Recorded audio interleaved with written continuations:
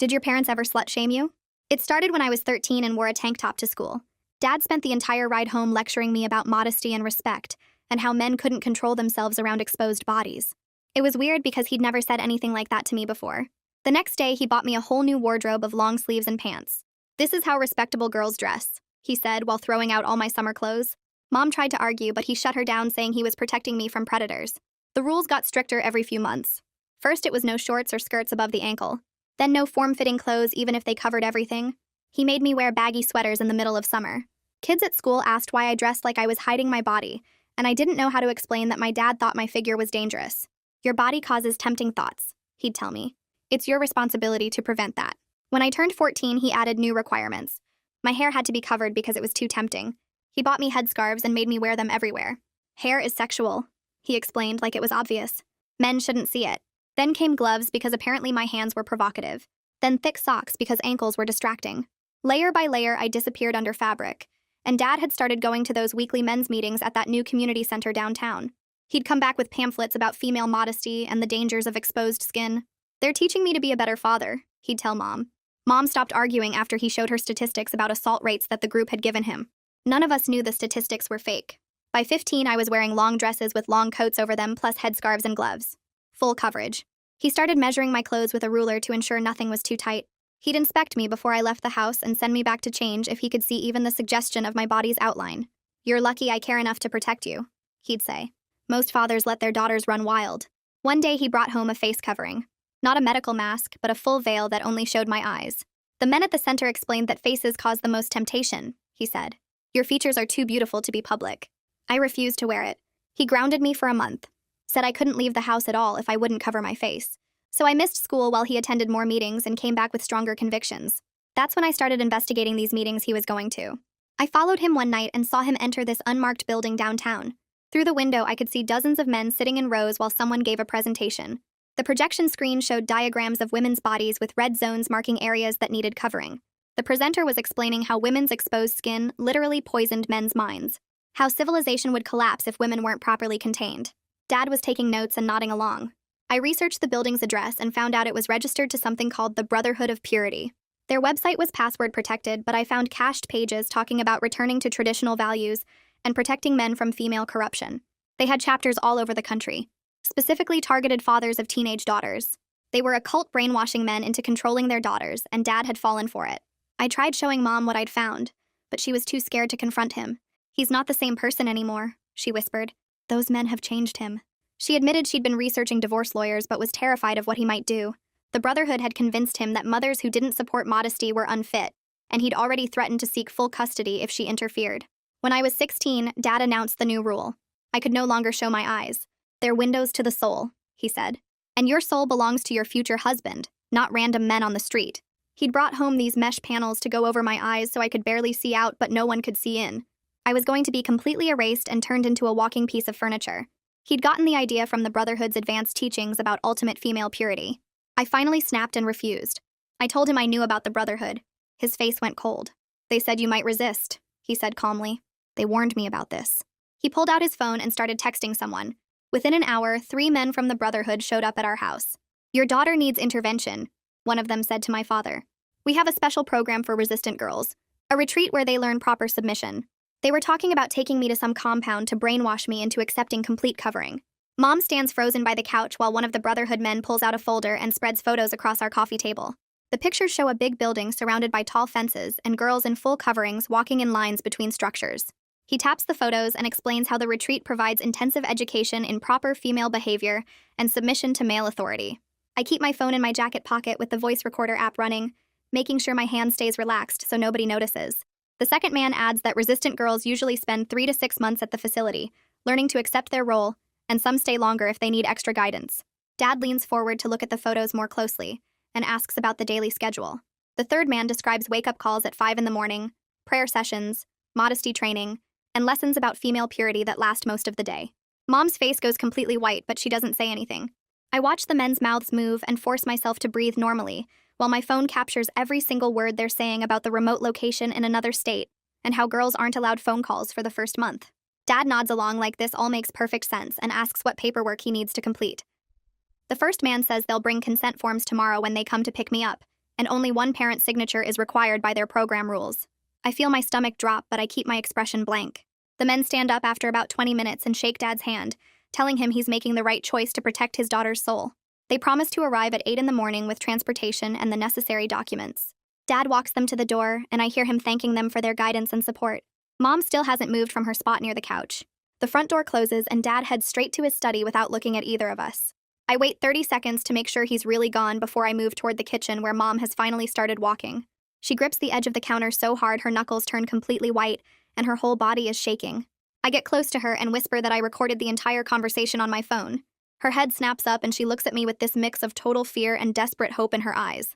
I show her the recording file on my phone screen and she puts her hand over her mouth.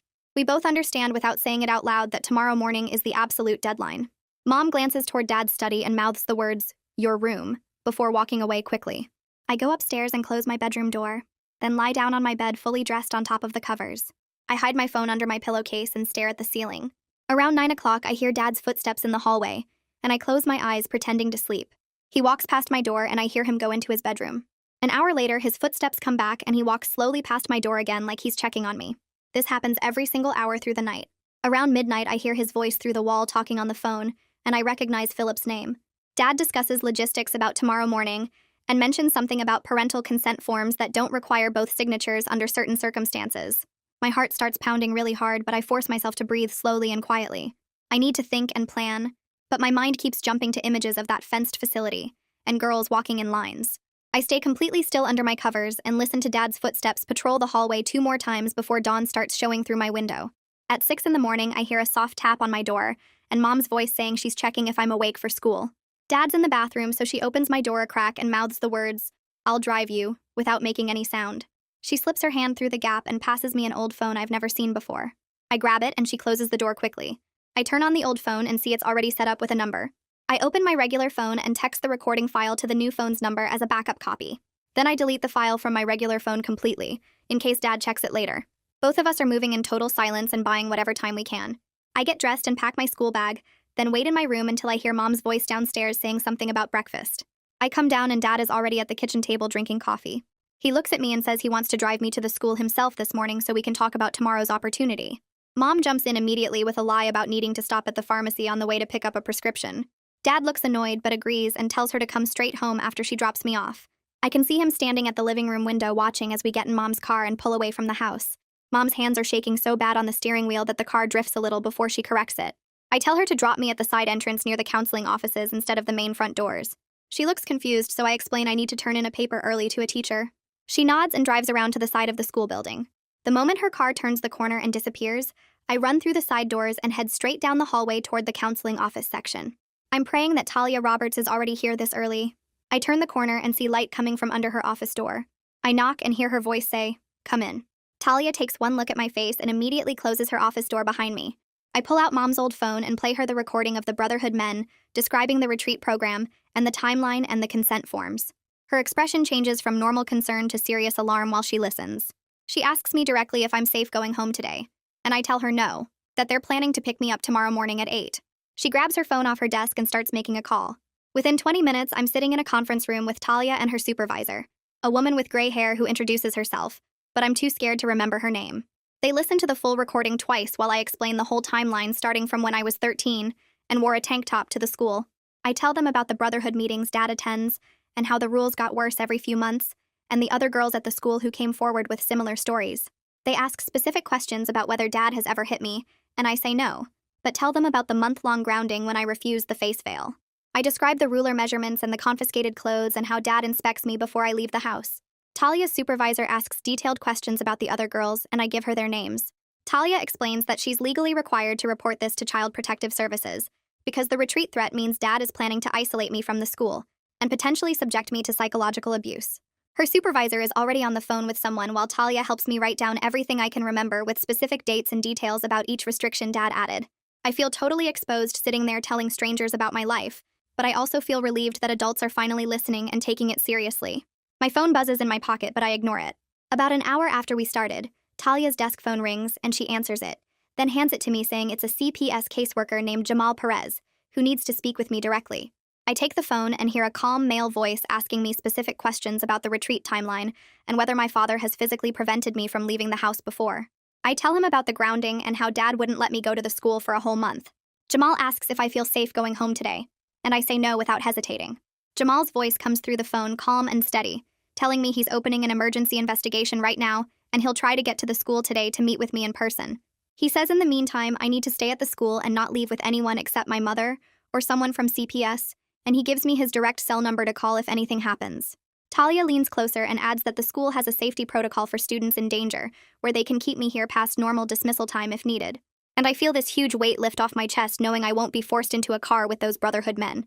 Jamal tells me to forward him any texts or calls I get from my father or anyone connected to the Brotherhood. Then he hangs up to start making calls to other people in the CPS system. Talia walks me back to first period and I slip into my seat trying to look normal, even though my hands are still shaking. The teacher glances at me but doesn't say anything, and I spend the whole class period staring at my notebook pretending to take notes while my mind races through everything that just happened. When the bell rings for second period, I'm walking down the hallway when my phone starts buzzing in my pocket, and I pull it out to see 3 texts from Dad asking why I'm not answering his calls, and saying the Brotherhood men will pick me up after school for a tour of the facility, so I can see it's not scary. My stomach drops, but I remember what Jamal said, so I open each text and take screenshots of everything. Then I forward all of them to the number Jamal gave me with a message saying, "These just came in." Talia told me not to respond to Dad at all, so I turn my phone completely off and shove it back in my pocket. Then I head to second period trying to focus on anything except the fact that Dad thinks I'm still going to that retreat. By the time lunch rolls around, I'm so anxious I can barely eat, but Talia pulls me out of the cafeteria before I even sit down and brings me back to her office. She closes the door and tells me that Jamal is coming to the school at 2 o'clock this afternoon, and that my mom has been contacted and she's cooperating with CPS, which makes me feel relieved because I was worried Mom might panic and side with Dad. Talia also mentions that the school principal has been briefed on the situation, and security has been told not to release me to anyone except CPS or my mother. And hearing that makes me feel safer, but also scared about what happens after today when I can't just hide at the school anymore. I eat my lunch in Talia's office while she does paperwork, and then I go to my afternoon classes trying to act normal, even though nothing feels normal. During 6th period, a student aide comes to the door with a note for my teacher, and she calls my name and tells me to go to the main conference room. My heart starts pounding as I walk down the hallway wondering if something went wrong, but when I get there, Talia is waiting outside and she smiles at me in a way that's supposed to be reassuring.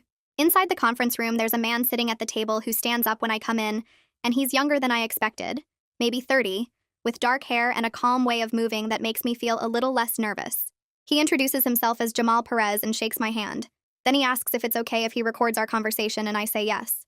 Talia sits down next to me while Jamal sets up his phone to record, and then he asks me to play the Brotherhood recording again while he takes notes on a yellow legal pad.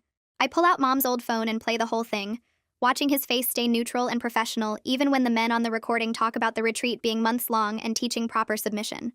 When it's done, he asks me specific questions about when Dad first started the clothing restrictions and how they got worse over time, and I walk him through everything from the tank top at 13 all the way to the mesh eye panels.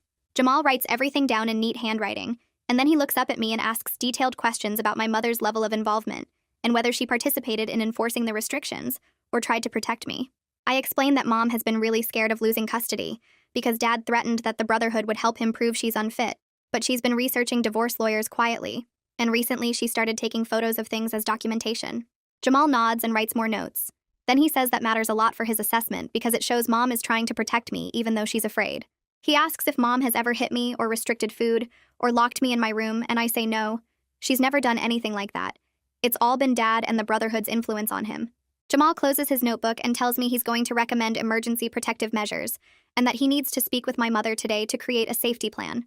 Right then, Talia's phone rings and she answers it, and I watch her face change from calm to concerned. She hangs up and tells Jamal that the front office just called because my father is here demanding to pick me up early and claiming there's a family emergency. My whole body goes cold and I look at Jamal, who immediately picks up his phone and calls the front desk himself. He identifies himself as the CPS caseworker on an active investigation and instructs them to tell my father that I've already been picked up by my mother for a medical appointment. And even from across the room, I can hear Dad's voice getting louder through the phone speaker. Talia and I sit frozen while Jamal handles it, his voice staying calm and professional while he explains that CPS has the authority to prevent removal of a minor during an active investigation.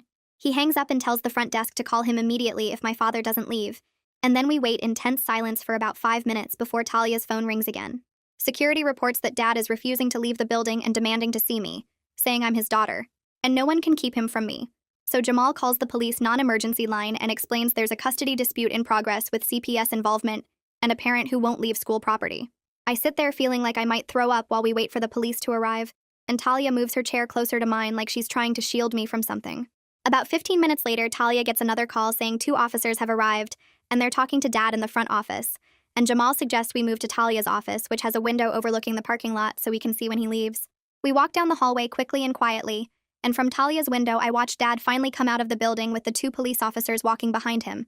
His face is bright red and I can see him gesturing angrily while one officer talks to him, and then he gets in his car and drives away fast, his tires squealing a little as he turns out of the parking lot. Jamal tells me that the officers informed Dad that CPS has the authority to prevent removal during an active investigation, and that he needs to cooperate or face legal consequences, and I feel this weird mix of relief and fear, because I know Dad is going to be even angrier now. I turn my phone back on, and immediately it starts going crazy with notifications, calls, and texts from Dad, demanding to know where I am and accusing Mom of poisoning my mind against him and the Brotherhood.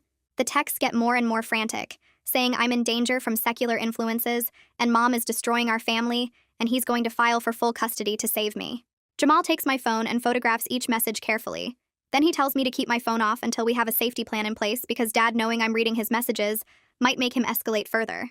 He says he's arranging for Mom to meet us at a neutral location, so we can all talk together about next steps, and he makes some calls while Talia and I sit quietly in her office. About 20 minutes later, Jamal tells me he's going to drive me to the public library where Mom is going to meet us, and we leave through a side door of the school to avoid anyone seeing us. In his car, I sit in the back seat feeling numb and scared, watching the familiar streets go by and wondering what's going to happen next. When we pull into the library parking lot, I see Mom's car already there, and the moment we park, she jumps out and runs over to us. I get out and she hugs me so hard I can barely breathe, her whole body shaking and tears streaming down her face. She keeps saying she's sorry over and over, and I hug her back, telling her it's okay, even though nothing feels okay. Jamal gives us a minute and then suggests we go inside to somewhere private where we can talk. So we walk into the library, and he asks the librarian if there's a study room available. She leads us to a small room in the back with a table and chairs, and closes the door behind us, and Mom and I sit down next to each other while Jamal sits across from us. Mom tells Jamal that Dad has been calling her non-stop since he couldn't find me at the school, and she plays some of the voicemails for us where Dad is threatening to file for full custody immediately if she doesn't bring me home and stop interfering with his parental rights. Jamal listens to each one and then tells Mom that's actually helpful evidence of his controlling behavior and his inability to respect boundaries or legal authority. He pulls out some papers and a folder from his bag, and then he starts explaining the CPS process and what our options are going forward. He says he can file for emergency removal, which would place me in foster care temporarily, while the investigation continues, or he can work with Mom to create a safety plan if she's willing to separate from Dad immediately and refuse to allow the retreat to happen. Mom doesn't even hesitate before saying she'll do whatever it takes to keep me safe, and Jamal looks relieved like he was hoping she'd say that. He pulls out a notebook and starts writing down details while explaining what happens next. Mom and I need to stay somewhere Dad doesn't know about tonight, and Mom has to promise not to tell him or anyone connected to the Brotherhood where we are. Tomorrow morning, we'll meet Jamal at his office for a formal home assessment where he'll document everything officially. He tears off a page from his notebook and writes down a phone number, sliding it across the table to Mom. That's the domestic violence hotline, he says, and if Dad shows up wherever we're staying or threatens us in any way, we call 911 first, and then call that number. Mom folds the paper carefully and puts it in her wallet, her hands still shaking slightly. She asks Jamal about her legal rights and whether Dad can force us to come home. And Jamal explains that she has every right to leave with me, and that he's recommending she talk to a family law attorney as soon as possible to start the custody process. The problem is we don't have anywhere to go tonight. Mom admits this quietly, looking embarrassed, and I realize she hasn't told anyone about what's been happening at home. Jamal nods like he expected this and pulls out his phone, scrolling through contacts before making a call. He steps away from the table slightly and talks in a low voice to someone, explaining that he has a mother and teenage daughter who need emergency shelter tonight due to domestic situation involving an extremist organization. After a few minutes, he comes back and tells us there's a local women's shelter that takes mothers with older children, and they have space available tonight. They also have security protocols in place since this involves an organization rather than just one person, which means they can handle the extra risk. Relief washes over Mom's face, and she thanks Jamal repeatedly. He gives us the address and tells us to go there directly, but Mom and I should leave the library separately from him in case Dad is watching and tries to follow him to find us. We agree, and Jamal packs up his papers, telling us he'll see us tomorrow morning at 10. Mom and I wait in the study room for 5 minutes after he leaves. Then we walk out to the parking lot and get in her car. The drive home feels dangerous, even though we're just going to grab our stuff. Mom keeps checking the rearview mirror to make sure no one is following us, and I watch every car that passes, wondering if Dad or someone from the Brotherhood might spot us. When we pull into our neighborhood, Mom drives past our house first to make sure Dad's car isn't there. The driveway is empty. We park on the street 2 houses down and practically run to the front door, Mom fumbling with her keys because her hands are shaking so badly. Inside, the house feels different now, like enemy territory instead of home. We move fast through the rooms, throwing clothes and toiletries into 2 suitcases without bothering to fold anything. Mom goes to her closet and pulls out a folder she's been hiding behind her shoe boxes, the one with copies of our birth certificates, social security cards, insurance papers, and the divorce lawyer research she's been doing. She stuffs it all into her purse. Then she walks around the house with her phone, taking pictures of everything Dad has collected. She photographs my closet full of the required clothing, the long dresses and coats and headscarves all hanging in rows. She takes close-ups of the mesh eye panels Dad bought, still in their package on my dresser where he left them yesterday. She goes into Dad's study and photographs the ruler he uses to measure my clothes, making sure to get the hash marks he's made on it to track acceptable lengths. Then she photographs the stack of Brotherhood pamphlets on his desk, spreading them out so the titles are visible. I stand in the doorway watching her document everything, feeling strange about turning our home into evidence. We're in and out in 20 minutes like Jamal told us. Mom locks the door behind us and we load the suitcases into the trunk, and then we're driving away from the house where I've lived my whole life, not knowing when or if I'll be back. The shelter is across town in a part of the city I've never been to before. We follow the GPS to an address that turns out to be behind a tall security gate with cameras mounted on the posts. Mom pulls up to the intercom and presses the button, and a woman's voice asks for her name. Mom gives it, and the gate slides open slowly. Inside the compound, there's a parking lot and a plain 2-story building that could be anything from the outside. We park and carry our suitcases to the entrance where a staff member is waiting. She introduces herself and leads us inside to a small office where another woman asks us detailed questions while typing on a computer. She wants to know what kind of car Dad drives, the make and model and color and license plate number. She asks if he has any law enforcement connections or friends who are cops. She asks if he's ever been violent or if he owns guns. Mom answers everything as accurately as she can while I sit there feeling exposed and scared. When the intake is done, the staff member gives us keys to a room on the 2nd floor and explains the rules. We can't tell anyone where we are, not friends or family or anyone. We can't post on social media or check in anywhere on our phones. The doors stay locked at all times, and there are cameras covering all the entrances. If we see Dad or anyone from the Brotherhood anywhere near the shelter, we come inside immediately and tell staff. Mom and I follow her upstairs to a small room with 2 twin beds, a dresser, and a bathroom. It's basic but clean, and it has a lock on the door.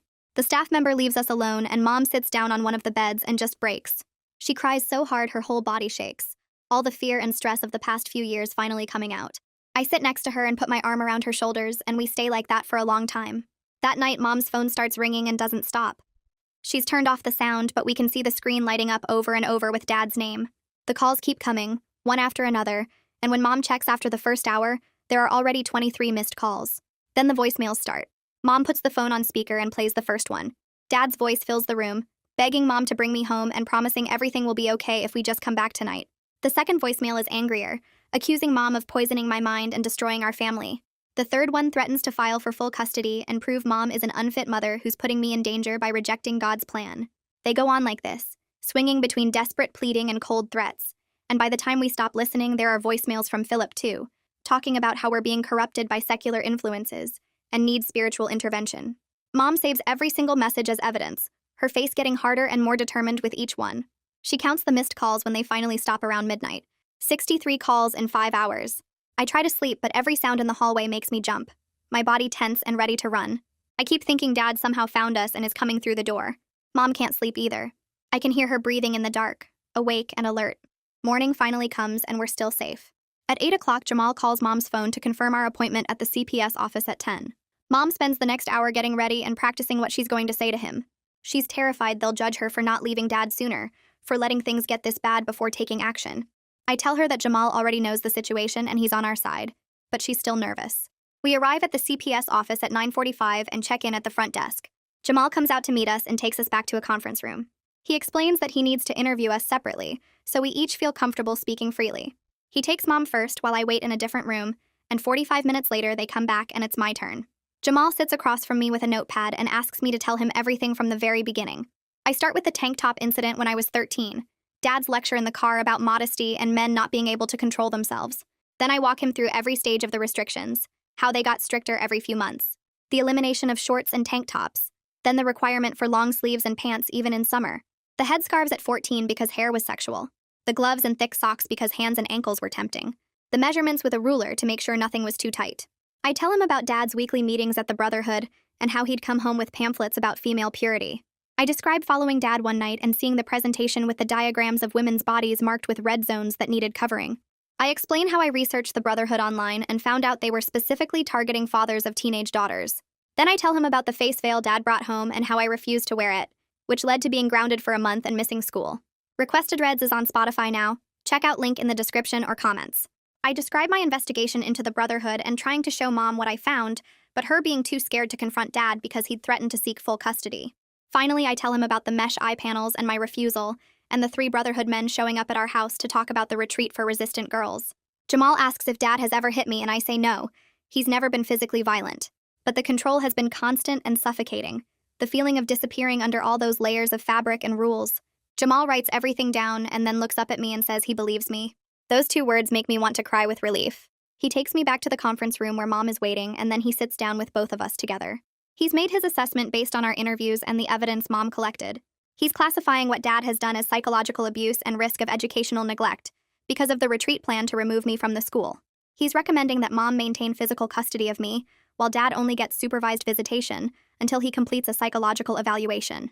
He's also filing a report about the Brotherhood's practices with the state so they can investigate whether other families are being affected. Mom starts crying again, but this time it's relief. Jamal explains the next step, which is filing for a temporary protective order that would legally prevent Dad from taking me out of school or out of the state. He knows a legal aid attorney who handles emergency custody cases, and he's going to connect us with her. He makes a call right there in the conference room and talks to someone briefly before hanging up and telling us the attorney can meet with us this afternoon. Her name is Miranda Wallace, and she's agreed to see us at 3 o'clock. Everything is moving so fast, but we need it to move fast because Dad knows we're gone, and the Brotherhood might be helping him look for us. We leave the CPS office, and Mom drives us to a coffee shop where we kill time until the meeting with Miranda. At 3, we arrive at the legal aid office, and Miranda meets us in a small conference room. She's maybe 40 with kind eyes and a professional manner that makes me feel like we're in good hands. Mom plays the recording I made of the Brotherhood men talking about the retreat, and Miranda listens to the whole thing without interrupting. Then she reviews Jamal's report and looks through all the photos Mom took yesterday, the required clothing and the mesh eye panels and the ruler and the Brotherhood pamphlets. She spreads the photos out on the table and studies them carefully. When she's done, she looks up at us and says we have a strong case for emergency protective orders. The evidence is clear and documented. But she warns us that Dad will almost certainly claim religious freedom and parental rights. He'll argue that he has the right to raise me according to his beliefs about modesty and purity. The court will have to balance my safety and autonomy against his constitutional rights. Miranda says she needs to file the petition today to get a hearing scheduled within 72 hours, which means we might be in court as early as Friday. Miranda starts typing on her laptop while asking Mom specific questions about the Brotherhood's organization and whether they provide any support services to members. Mom mentions that Dad once told her the Brotherhood has lawyers on retainer who help fathers maintain authority over their families when mothers try to interfere. Miranda's expression darkens and she stops typing to look at us directly, saying that makes them significantly more dangerous because they have resources and experience, but it also means there's a paper trail of their activities that could be useful for the state investigation. She goes back to typing faster, pulling up case templates and filling in details from our situation. By 3:30, she's printed out the petition and has me and Mom review it to make sure all the facts are accurate. The document lists everything in cold legal language, describing the retreat as unlawful restraint and the clothing requirements as psychological abuse. Seeing it all written out officially makes it feel more real and more terrifying at the same time. Miranda makes a few final edits based on our feedback, and then she's uploading the petition to the court's electronic filing system. She hits submit at exactly 4 o'clock, and then we wait. Her phone rings 45 minutes later and she answers, listening intently before thanking someone and hanging up. The judge's clerk scheduled an emergency hearing for tomorrow morning at 9, which means Dad will be served with notice tonight and has the right to appear with an attorney to respond to our petition. Miranda warns us that Dad will almost certainly bring Brotherhood support, and we need to be prepared for them to paint Mom as an unfit parent who's destroying the family's religious values and corrupting me against my father. She says their strategy will be to claim religious freedom and parental rights, making this look like Mom interfering with Dad's constitutional right to raise his daughter according to his beliefs. We need to stay focused on the retreat threat and the escalating control, not get pulled into debates about religion itself. Back at the shelter that evening, Mom and I spread out all our evidence on the small table in our room and start preparing for tomorrow. We write down key points in chronological order, starting with the tank top incident when I was 13 and going through every restriction Dad added over the years. Mom organizes the photos she took of my required clothing, the mesh eye panels, the ruler Dad used for measurements, and the Brotherhood pamphlets. We practice what we'll say if we're called to testify, keeping our answers short and factual like Miranda instructed. Around 7 o'clock, Mom's phone rings from an unknown number and she hesitates before declining the call. It rings again 2 minutes later from a different unknown number. This time she answers and puts it on speaker, and a man's voice introduces himself as a family counselor with the Brotherhood, who wants to help mediate this situation before it goes to court. Miranda already warned us about this exact tactic, so Mom tells him we're not interested in mediation and hangs up.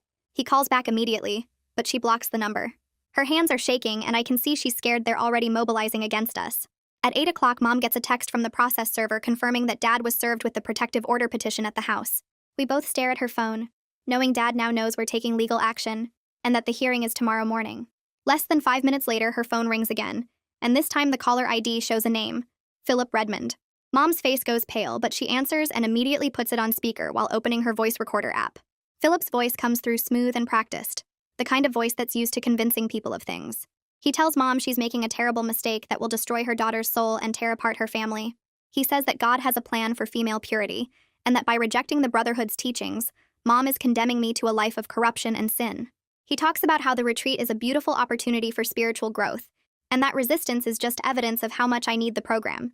His words are manipulative and calculated, wrapping control in religious language to make it sound holy. Mom's jaw tightens and she interrupts him to say that she knows what the Brotherhood really is, and that she's protecting her daughter from psychological abuse, not religious teaching. Philip's voice shifts slightly, becoming harder, and he warns her that the Brotherhood has helped many fathers maintain custody when mothers tried to interfere with proper child rearing. He says they have lawyers and resources and that she's going to lose. Mom tells him not to contact her again and hangs up, then immediately saves the recording and texts it to Miranda. Her hands won't stop shaking. I can't sleep that night, lying in the narrow shelter bed while my mind races through every possible worst-case scenario. What if the judge sides with Dad because he claims religious freedom? What if I'm forced to go to the retreat anyway and they won't let me leave? What if Mom loses custody and I end up living with Dad under even stricter control? The thoughts spiral and spiral until I'm breathing too fast and feeling dizzy. Mom hears me and comes over to sit on the edge of my bed, taking my hand in the dark. She asks what I'm thinking about, and I tell her I'm scared the judge won't believe us, or will think Dad has the right to do whatever he wants because of religion. Mom squeezes my hand and says she's scared too, but she promises me that even if the worst happens and she loses custody tomorrow, she will never stop fighting to get me back. She'll appeal, she'll file more petitions, she'll do whatever it takes for however long it takes. Her voice is steady and determined in a way I haven't heard in years, and somehow that helps calm the panic in my chest. We talk for another hour about backup plans, and what we'll do if things go wrong, and eventually I fall asleep still holding her hand. Morning comes too fast and we're both exhausted, but we get dressed and ready by 7:30. Miranda texts that she's already at the courthouse and will meet us at the main entrance at 8:30 to prep before the 9 o'clock hearing. The shelter staff wish us luck as we leave and remind us we can come back regardless of what happens today. At the courthouse, Miranda is waiting with a leather folder full of documents, and she takes us to a small conference room near the courtroom. She explains exactly what will happen during the hearing, how the judge will hear from both sides and review all the evidence before making a decision about temporary custody and visitation. The goal right now is just to get orders in place that keep me safe with Mom while the full custody case proceeds through the system, which will take months. She warns us again that Dad probably has an attorney by now, and that the Brotherhood might have provided one, which means they'll be prepared and aggressive. We need to stay calm and stick to the facts no matter what they say. Miranda reviews the key points one more time, and then it's 8:55 and we have to go into the courtroom.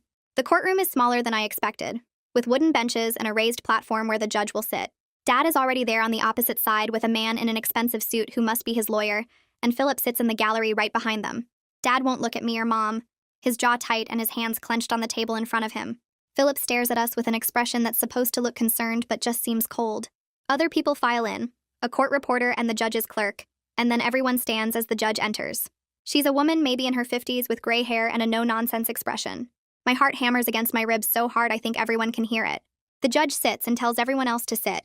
Then she reviews the case number and confirms who's present.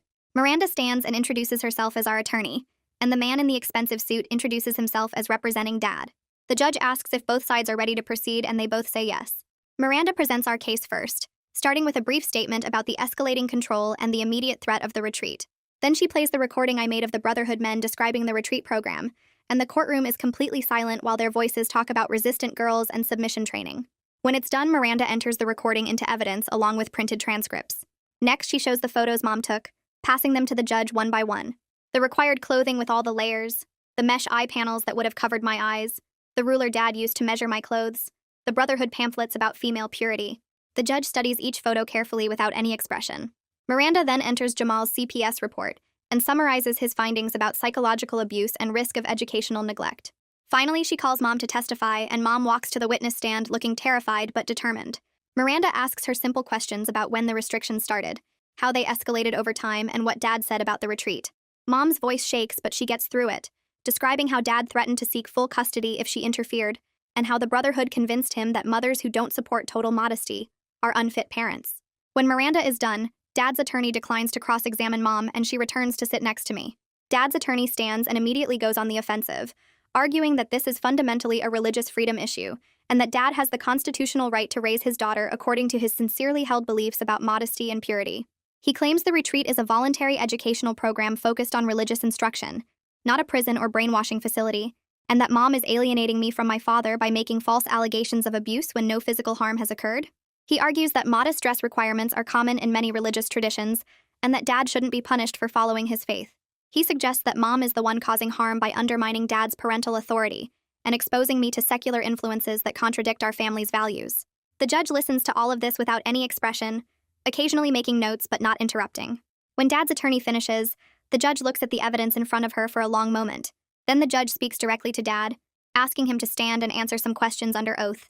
Dad stands and confirms his identity and that he understands he's under oath.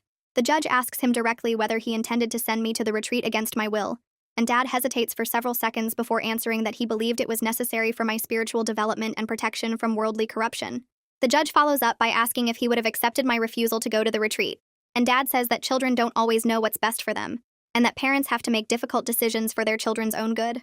The judge makes a note and asks if he considers the mesh eye covering requirement reasonable, and Dad explains that it's based on religious teachings about modesty, and that he was only trying to protect me. The judge asks one more question about whether he believes mothers have equal authority to fathers in parenting decisions, and Dad hesitates again before saying that men are called to be spiritual heads of their households. The judge thanks him and tells him to sit down. Then she reviews her notes for what feels like forever, while the courtroom stays completely silent.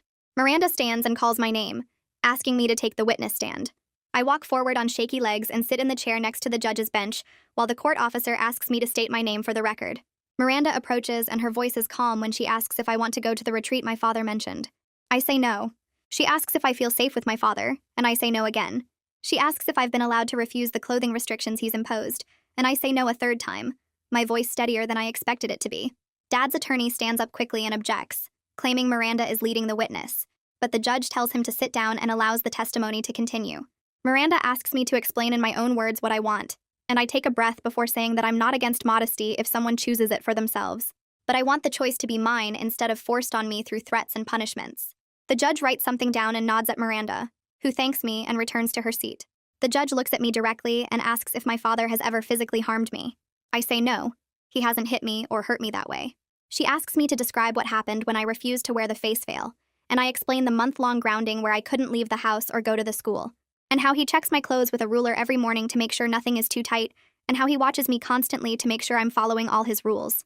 The judge asks if I believe my father would respect a court order that limited his authority over my clothing choices, and I pause because I want to be honest.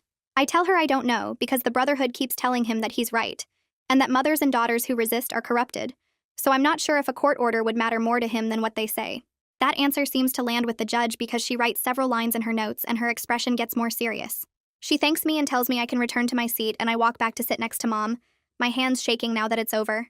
The judge announces a brief recess and leaves through the door behind her bench, and everyone in the courtroom starts whispering. Miranda leans over and tells us the judge is making her decision now and we just have to wait. 15 minutes pass that feel like hours, and then the bailiff tells everyone to rise because the judge is returning. She sits down and looks at both sides before speaking, her voice clear and firm as she announces that she's granting a temporary protective order. She says that Mom will have physical custody of me, that Dad's visitation will be supervised only, and that there will be no contact between me and any members of the Brotherhood of Purity, including any attendance at their retreat program. She adds that Dad will be required to undergo a psychological evaluation focused on coercive control and manipulation. Dad's face goes bright red and he starts to stand up, but his attorney puts a hand on his arm to stop him. Philip Redmond stands up in the gallery behind Dad and storms out of the courtroom, his footsteps loud in the sudden silence. The judge continues talking, saying she's also ordering family therapy for our family, and that Dad's visitation will remain supervised until both the therapist and CPS determine it's safe to expand his time with me. She extends the no-travel order, which means Dad cannot take me out of state or enroll me in any residential programs without court approval. Miranda reaches under the table and squeezes my hand, and I squeeze back because we won this round even though I know Dad will fight it. The judge dismisses us and everyone stands as she leaves, and then Miranda starts gathering her papers while telling us we need to leave quickly before Dad tries to approach. We walk toward the exit and Dad does try to come over to us, but his attorney grabs his arm and pulls him back toward their table. I hear Philip's voice from the hallway telling Dad they'll appeal this decision and fight this religious persecution all the way up. Mom and I follow Miranda through a side exit that leads to a different hallway, and we practically run to the parking garage where her car is parked. Once we're all inside with the doors locked, Mom finally lets herself cry, her whole body shaking with relief and exhaustion. I feel numb more than anything else, like my brain can't quite process that we're actually safe now, but I'm grateful for the judge's decision and for Miranda's help. That afternoon, while we're back at the shelter, Jamal calls Mom's phone to say he's received copies of the court orders and everything is official now. He tells us he'll conduct a follow-up visit next week to make sure we're stable and have what we need. He also mentions that the state is opening an investigation into the Brotherhood of Purity's practices regarding minors, especially their retreat program, because our case raised red flags about potential child abuse. He says it might not lead anywhere since these investigations move slowly, but at least the Brotherhood is on their radar now. Mom thanks him and hangs up, then sits down on the bed looking exhausted but relieved. The shelter staff tells us we can stay for 2 more weeks while Mom searches for temporary housing we can afford on just her income. She's already applied for emergency assistance through the county and has a meeting scheduled with a divorce attorney next week to start the formal proceedings to end her marriage. The reality of rebuilding our entire lives is overwhelming and scary, but it's also necessary if we want to stay safe and free. 3 days later, a letter arrives at the shelter for Mom, delivered through Dad's attorney. The letter requests a supervised visit with me, which the court order allows him to do. Mom and I sit together in our room discussing whether I'm ready to see him, and I think about it for a long time before deciding that I want to try. Part of me hopes that maybe seeing the real consequences of his actions will make him reconsider the Brotherhood's influence on his thinking. We call the Family Services Center and schedule a visit for the following week with a supervisor present to monitor everything. When the day arrives, Mom drives me to the center and waits in the lobby while I go into a small room with plain walls and basic furniture. Dad is already sitting at a table with a woman in professional clothes sitting in the corner with a notepad. The supervisor introduces herself and explains the rules, then tells us we can talk. Dad asks how I am, and I say fine, my voice flat. Then he starts talking about how he only wanted to protect me and keep me pure from the corruption in the world. I interrupt him and say that control isn't the same thing as protection, and he goes quiet, staring at his hands on the table. The silence stretches out between us, awkward and heavy. Dad tries again, explaining that the Brotherhood taught him the right way to raise daughters in a corrupt world where women are constantly attacked and objectified. I ask him directly if he thinks I'm corrupted, and he opens his mouth but no words come out. He can't answer the question. The supervisor speaks up when Dad starts quoting something from scripture about female submission and obedience, reminding him firmly that the court specifically ordered no religious coercion during these visits. Dad looks genuinely confused, like he can't understand where the line is anymore between his faith and the Brotherhood's teachings. I watch his face and feel sad more than angry, because I can see that he really believes what they told him, and he doesn't know how to separate their lies from the truth anymore. Mom rides home from those visits are quiet at first, Mom asking how it went, and me giving short answers because I'm still processing Dad's confusion and the gap between what he believed and what's real. Over the next few weeks, Dad keeps showing up for his supervised visits, and something starts shifting in how he talks to me. Instead of launching into explanations about purity or what the Brotherhood taught him, he asks about my math class and whether I finished that book I mentioned last time. His therapist must have told him that rebuilding trust means actually listening instead of lecturing, because he's trying to follow that advice even when I can tell it's hard for him. During one visit, he brings a card game we used to play when I was younger, and we sit there moving pieces around the board while the supervisor takes notes in the corner, and for 20 minutes it almost feels normal. I'm cautiously hopeful that maybe someday we'll have a real relationship again, but I'm not rushing toward forgiveness or pretending the past 3 years didn't happen. Miranda calls Mom one afternoon with news about the state's investigation into the Brotherhood of Purity. The authorities conducted interviews and reviewed the organization's materials, and while they couldn't shut the whole thing down because of religious freedom protections, they did establish new oversight requirements for any group running residential programs for minors. Now, these programs need mandatory reporting protocols and regular inspections, plus clear documentation that parents can't just ship their kids off without proper legal processes. It's not enough to dismantle the Brotherhood completely, but it's a start. Miranda tells us that our case helped establish precedent for protecting kids from coercive religious groups that hide behind faith claims while actually controlling and isolating teenagers. Mom thanks her and hangs up looking satisfied, like maybe all the fear and legal battles accomplished something beyond just our family. 6 months pass with Dad attending therapy every week and showing up for supervised visits where he asks about school and my friends instead of measuring my clothes or quoting scripture about female submission. The court reviews his progress and the therapist's reports, and the judge decides to allow unsupervised day visits while I still live with Mom full-time. The first unsupervised visit makes me nervous enough that I almost cancel, but Mom encourages me to try to promises I can call her anytime if I need to leave. Dad picks me up at noon and drives us to a casual restaurant near the mall, and we sit across from each other in a booth with menus between us. He asks what I want to order and then starts talking about his job and some project he's working on. Normal conversation that doesn't mention modesty or the brotherhood or anything about the past. We eat burgers and fries, and he tells me about a coworker's ridiculous email chain, and I share a story about a group project at the school where nobody did their part except me. It almost feels like having a father instead of a warden, and when he drops me back at the apartment, he says he had a good time and hopes we can do it again. I say okay and mean it. I start volunteering with a local organization that helps teenagers dealing with family control issues, using my experience to mentor others and help them understand their rights. The first time I walk into their office for training, I meet 3 other volunteers who are also survivors of controlling families, and we spend an hour sharing pieces of our stories, while the coordinator explains how the mentoring program works. They pair me with a 15-year-old girl whose parents are monitoring her phone and threatening to pull her out of school if she doesn't obey their rules about dating and clothing, and I recognize so much of my own fear in her face. I tell her about CPS and school counselors and legal aid attorneys, practical information about systems that can help if you know how to access them. Turning my pain into something useful feels healing in a way therapy alone couldn't accomplish, and the other volunteers become friends who understand what I've been through without needing long explanations. I'm building a support system beyond just Mom. Mom's divorce gets finalized after months of paperwork and negotiations, and the settlement includes Dad paying for my therapy sessions and contributing to a college savings account.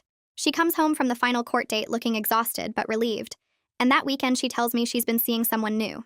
His name is Robert, and he works at her office, and she's been taking things slow because she wanted to make sure he respects boundaries and treats her as an equal. I meet him a few weeks later when he comes over for dinner, and he's quiet and kind and asks me questions about school without being pushy. Watching Mom laugh at his jokes and lean into his side on the couch, I see her reclaiming her own autonomy and becoming herself again instead of living in fear. Her happiness inspires me to keep growing into myself too. For my 17th birthday, I decide to celebrate by going to the beach with friends, and I spend an hour in a store trying on swimsuits until I find one I actually like.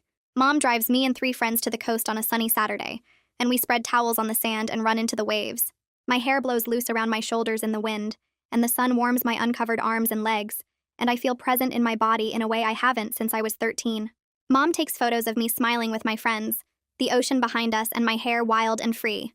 That night, I send one photo to Dad with a note saying I'm happy and safe, and he responds an hour later saying he's glad and he's proud of me. It feels like progress. Small, but real. The therapist eventually clears Dad for overnight visits after reviewing another 3 months of supervised sessions and progress reports. I pack a bag nervously for a weekend at his new apartment, throwing in comfortable clothes and my phone charger and a book in case things get awkward. Dad's moved to a smaller place across town, and when I walk in, I notice immediately that all the Brotherhood pamphlets and materials are gone. The walls are bare except for a few normal pictures, and his bookshelf holds regular books instead of religious texts about female purity. We spend the weekend watching movies on his couch and cooking meals together in his tiny kitchen, and he doesn't try to control what I wear or comment on my clothes or suggest I should cover up. It's not perfect because there's still tension and unspoken history between us, but it's peaceful. Sunday afternoon, when he drives me back to Mom's apartment, he says he's working on being better, and he hopes I can see that. I tell him I do see it, and I appreciate him trying. At the school, I'm doing well in all my classes, no longer distracted by constant fear and surveillance. My grades improve, and I join 2 clubs and start thinking seriously about college applications. I'm considering studying law or social work because I want to help other kids navigate the systems that can protect them when their families become dangerous. Talia calls me into her office one day and hands me an envelope, and inside is a recommendation letter she wrote for my college applications.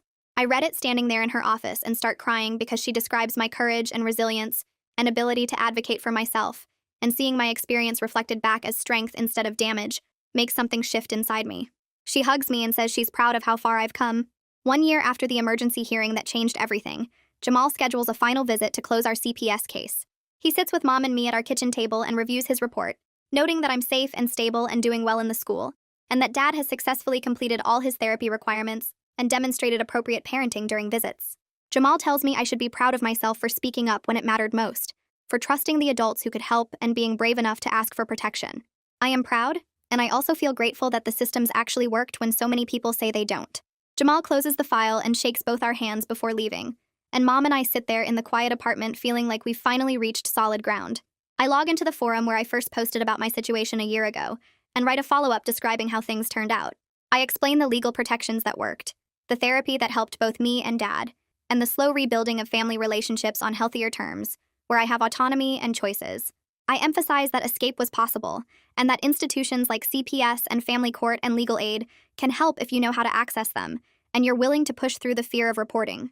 The responses start coming in within hours, people thanking me for the hope and asking specific questions about how to start their own processes. Some share their own updates about leaving controlling situations, and I feel connected to this community of survivors who understand what it takes to reclaim your life from people who tried to erase you. Mom and I start building something new together, piece by piece. Every Friday night, we pick a movie neither of us has seen before and make popcorn with too much butter, sitting on our worn couch in our small apartment. We try cooking new recipes on weekends, laughing when things burn or turn out weird, and it doesn't matter because we're choosing what to make and when to eat it. We talk about taking a trip somewhere next summer, maybe to the beach or the mountains, places where we can just be ourselves without looking over our shoulders. One evening while we're washing dishes together, Mom stops and tells me she's sorry she didn't act sooner, that she was so scared of losing me that she almost lost me anyway. I dry my hands and tell her we both did the best we could with what we knew, and what matters now is that we're free and we're together. She hugs me tight and we stand there in our tiny kitchen that smells like dish soap and feels like safety. On a regular Tuesday morning, I wake up and pick out jeans and a t-shirt I chose myself, pulling them on without anyone measuring or inspecting. I brush my hair and leave it loose around my shoulders, looking at my uncovered face in the mirror. I grab my backpack with homework I completed on my own schedule and walk to the school in the early sunshine, feeling the breeze on my arms and face. I have a plan for my day, for my semester, for applying to colleges next year, plans I'm making based on what I want and what I'm good at. Life isn't simple and some scars remain, days when I still feel the weight of all those layers or hear Dad's voice in my head, but I'm moving forward on my own terms now, and that's everything. That's the story for today. Thanks for being part of it, because your time here honestly makes every upload worth doing. I hope it left you smiling or at least a little more hopeful. Subscribe so we can share more good moments together.